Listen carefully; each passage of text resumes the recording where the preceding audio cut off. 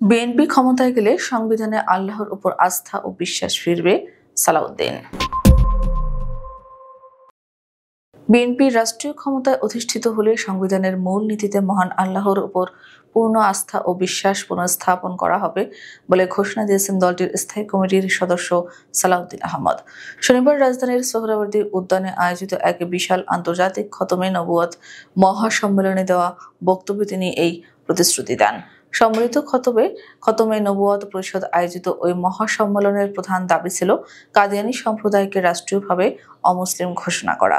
বাংলাদেশ সহ বিশ্বের 5টি দেশের শীর্ষস্থানীয় আলেম ও ইসলামী চিন্তাবিদগণ এই সম্মেলনে অংশগ্রহণ করেন। সারা দেশ থেকে হাজার হাজার ধর্মপ্রাণ মুসলমানের অংশগ্রহণে সোহরাওয়ার্দী উদ্যান জনসমুদ্রে পরিণত হয়। উপস্থিত জনতার উদ্দেশ্যে সালাউদ্দিন আহমদ বলেন, আমাদের নেতা শহীদ রাষ্ট্রপতি জিয়াউর রহমান বাংলাদেশের সংবিধানের সর্বপ্রথম বিসমিল্লাহির রহমানির রহিম সংযোজন করেছিলেন। তিনি রাষ্ট্র পরিচালনার মূল নীতি হিসেবে মহান আল্লাহর উপর পূর্ণ আস্থা ও বিশ্বাস বিষয়টি অন্তর্ভুক্ত করেন, কিন্তু সেই আস্থা ও বিশ্বাস এখন সংবিধানে নেই। আমরা আপনাদের আশ্বস্ত করতে চাই, বিএনপি ক্ষমতায় গেলে জনগণের আকাঙ্ক্ষা অনুযায়ী সংবিধানে এটি পুনর্বহাল করা হবে।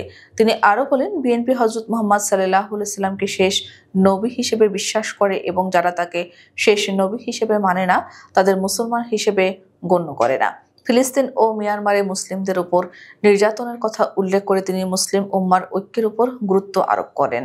সালাউদ্দিন আহমদ প্রতিশ্রুতি দেন যে জনগণ বিএনপিকে রাষ্ট্র পরিচালনার দায়িত্ব দিলে খতমে নবুয়ত কমিটির দাবিগুলো সংসদে আলোচনার মাধ্যমে আইনি ব্যবস্থা নেওয়া হবে। এই মহাসম্মেলনে বাংলাদেশ জামাত ইসলামীর পক্ষ থেকেও সংহতি প্রকাশ করা হয়।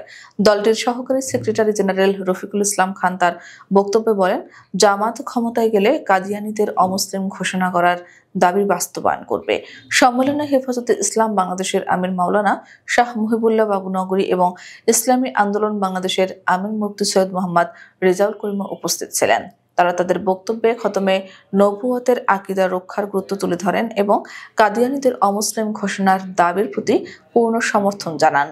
সম্মেলনের আয়োজকদের পক্ষ থেকে জানানো হয়, খতমে নবুয়তের পবিত্র আকীদা রক্ষা এবং কাদিয়ানীদের অমুসলিম ঘোষণার দাবিতে বৈশ্বিক ঐক্য গড়ে তোলাই এই মহাসম্মেলনের প্রধান লক্ষ্য।